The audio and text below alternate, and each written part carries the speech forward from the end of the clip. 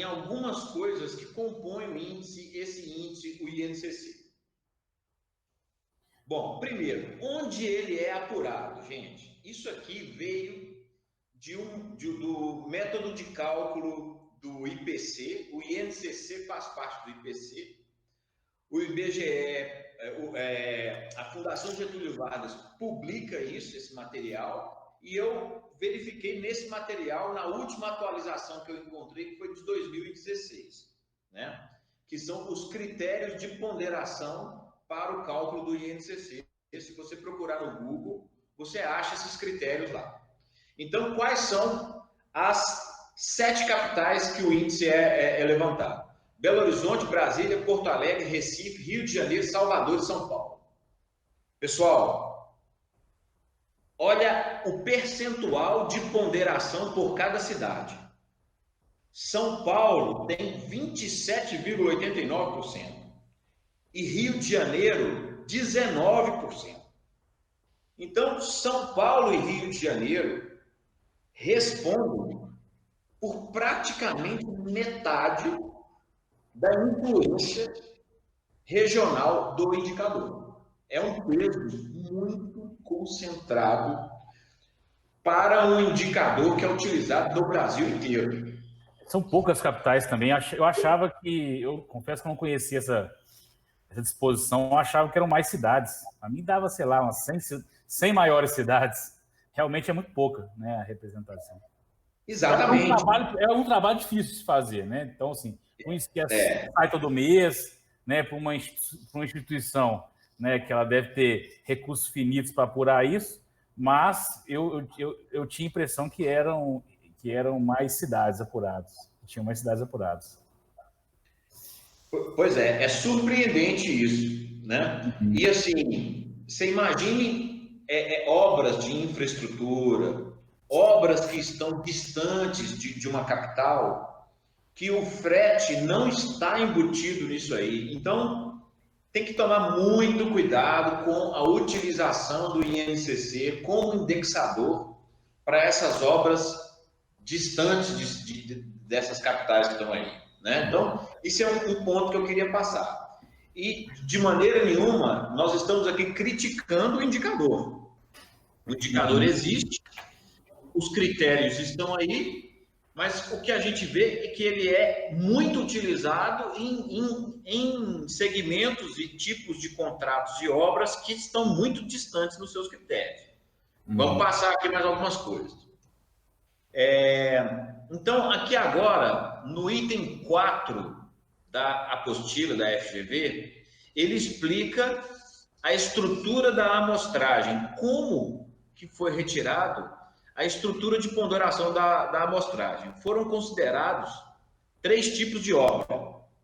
Obra H1, casa de 1 pavimento, com sala, 1 quarto e demais dependências, 30 metros quadrados. Aí eles pegaram os quantitativos que compõem uma casa desse tipo e carregaram no índice. Construção tipo H4, edifício habitacional de 4 pavimentos apenas, constituído por unidades autônomas de sala, 3 quartos, dependência com área total média de 2.520 metros quadrados.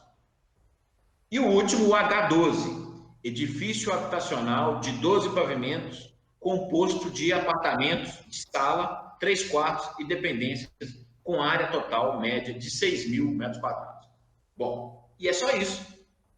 Né? Aqui não tem custo de estrada, não tem obra de barragem, não tem construção de galpão, não tem obras de terraplenagem, obra pesada não entra na amostragem. E a gente vê isso sendo aplicado em obra de shopping, né, obra de loteamento, né, o que sai muito do que compõe o índice, né? A gente vê o INCC sendo aplicado em tudo quanto é tipo de contrato da construção civil, não importa o tipo de obra, né? Então, olha só, ele é um indicador baseado em pequenas obras residenciais, habitacionais. Então, olha aí que o H12 é uma obra de 6.000 metros quadrados. Imagina um Minha Casa Minha Vida de 2.000 unidades, com paredes de concreto, que está na moda agora, né? Uhum. Imagina isso, gente, né?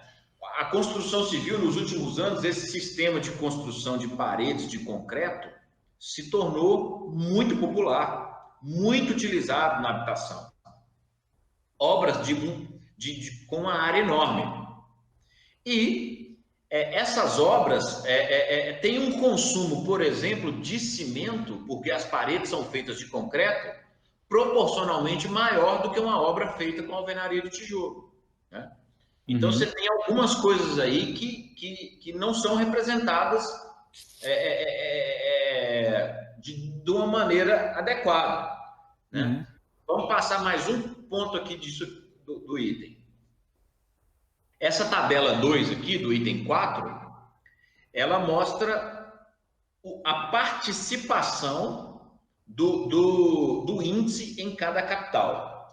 Então, pegando aqui São Paulo, que é a mais importante, de 100% das cotações para São Paulo, 20,7% é da obra tipo H1, a casinha.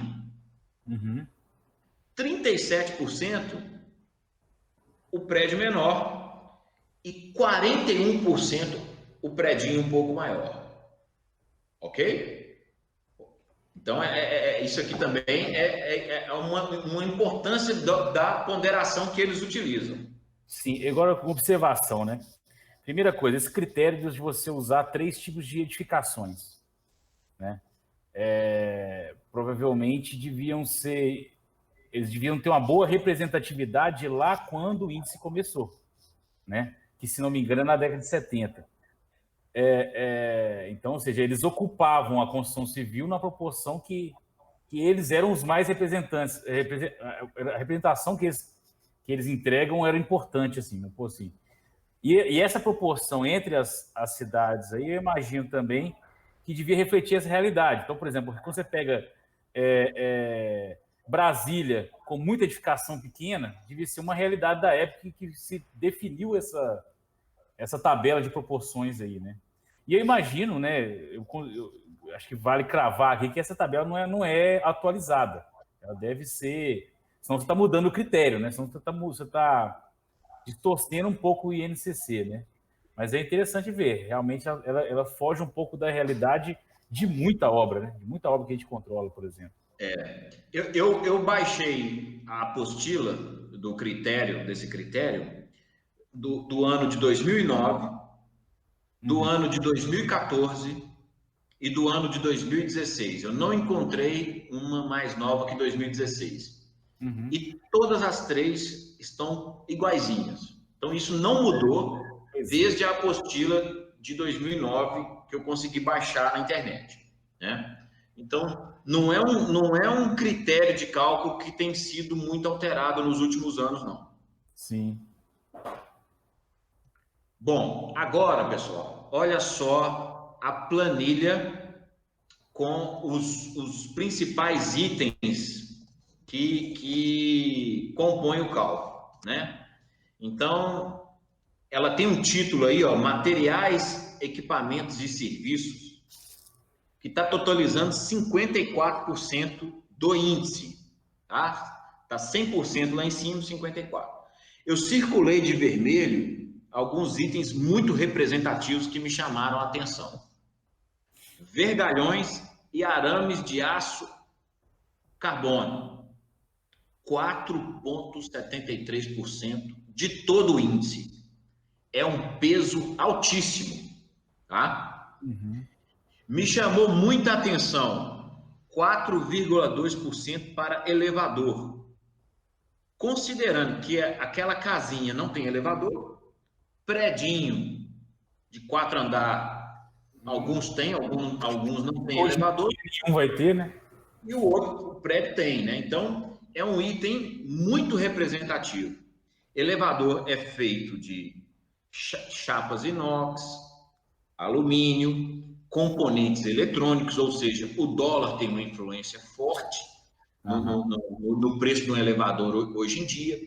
As commodities, alumínio, vidro, aço inoxidável, cobre para os componentes eletrônicos. Então, tudo no elevador é commodity. Então, é um item muito suscetível à alta no momento desse que nós estamos, de aumento de demanda, e com o dólar desse jeito que a gente vem acompanhando nos últimos tempos, né? Vou passar mais um slide aqui. Aqui chama a atenção aqui, ó, madeira para telhados. Hoje em dia quase não se usa mais madeira para telhado nesses grandes centros urbanos. Então, certamente isso aqui é uma coisa que vem de coisa antiga, tá? E aqui, gente, eles misturam materiais com serviços. Você vê aqui que tem vale transporte no meio da tabela, né? Olha só, aqui tem... eu destaquei aqui o tijolo, né? 2,38% do índice. No finalzinho aqui, argamassa, 2,26%. E concreto, 3,20%. Itens que o cimento é o principal componente de material no preço, né? Então, estou chamando a atenção aqui desses itens da tabela. Deixa eu entender uma coisa, que Alfredo. Essas duas telas representam 50%, é isso? Ou a primeira que representa? Não, ainda estamos dentro dos 54% de materiais, equipamentos e serviços. Então, tudo isso que eu estou apresentando aqui compõe 54,28% do índice. Certo? E ele não separa direto de indireto, não. Ó, vou voltar mais um slide. Aqui dentro, por exemplo, carreto para retirada de entulho. Está aqui no meio, né? Taxa de serviço e licenciamento. No final da página aí, ó, de baixo para cima, o quarto item. Taxa de serviço e licenciamento. 1,44% do item. Então, é um peso interessante desse item aqui. Ele é pesado no índice, né? Olha o cimento, gente. Eu esqueci de circular de vermelho. Cimento Portland. Ele está aqui com 3,82%.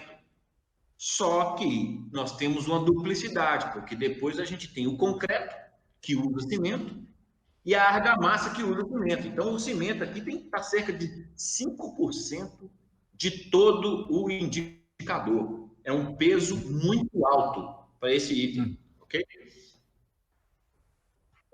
Agora aqui, mão de obra, Rafael. Aí eu passei todos os itens que estão organizados ali de materiais e serviços, e olha a mão de obra aí.